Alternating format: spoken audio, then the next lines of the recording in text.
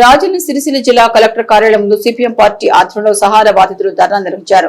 Sahara India group లో deposit చేసిన డబ్బులను ఎలాంటి షరతులు లేకుండా వెంటనే చెల్లించాలని వారు సిపిఎం పార్టీ కమిటీ సభ్యుడు గురజాల శ్రీధర్ డిమాండ్ చేశారు. ఈ సందర్భంగా నాయకులు మాట్లాడుతూ సహారా కంపెనీ మూతపడడంతో డిపాజిటర్లు తీవ్ర ఇబ్బందులు ఎదుర్కొంటున్నారని తెలిపారు. సుప్రీంకోర్టు ఆదేశాలు ఉన్నప్పటికీ డబ్బులు తిరిగి ఇవ్వడంలో ఆలస్యం జరుగుతోందని ఆరోపించారు. ఈ ధర్నాలో సిపిఎం నాయకులు మోసం రమేష్, శ్రీధర్, పద్మ, గణేష్, చంద్రకాంత్ మరియు సహారా బాధితులు పెద్ద సంఖ్యలో పాల్గొన్నారు.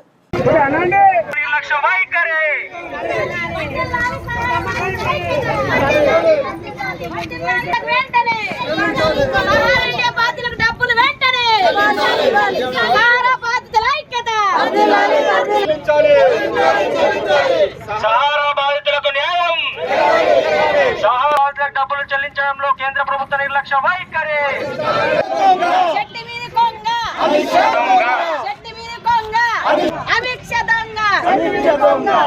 ఈ రోజు రాజన్న సిరిసిల్ల జిల్లాలో సహారా ఇండియా బాధితుల కోసం కలెక్టరేట్ ముట్టడి కోసం ఇక్కడ రావడం జరిగింది.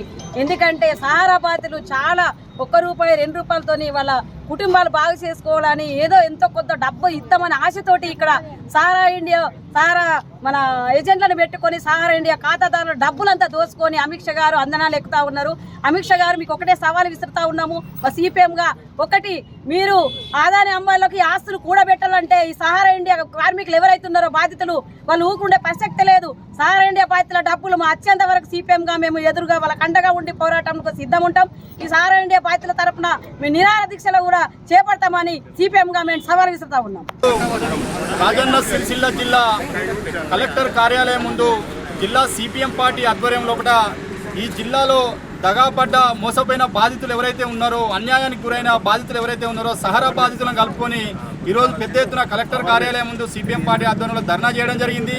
మరి ఈ ధర్నా ముఖ్య ఉద్దేశం, మరి ఇలా దేశంలో ఇలా బీజేపీ కేంద్ర ప్రభుత్వం, మరి ఇలా హిందువుల పార్టీ అని చెప్పుకుంటున్న మరి ఇలా బీజేపీ ప్రభుత్వం, మరి ఇలా ఈ దేశంలో కూడా దాదాపు 13 కోట్ల మందిని మోసం చేసిన పార్టీగా ఇలా హిందువుల పార్టీ అని చెప్పుకుంటున్నాం. మరి ఇలా బీజేపీ ప్రభుత్వం, మరి ఇలా మోసపోయిన బాధితులు కూడా దాదాపు మెజార్టీ హిందువులే కాబట్టి మరి ఇలా బీజేపీ ప్రభుత్వం అమిత్ షా గారు కానీ మోడీ గారు కానీ మరొకసారి ఆలోచించవలసిన అవసరం ఎంతైనా ఉంది.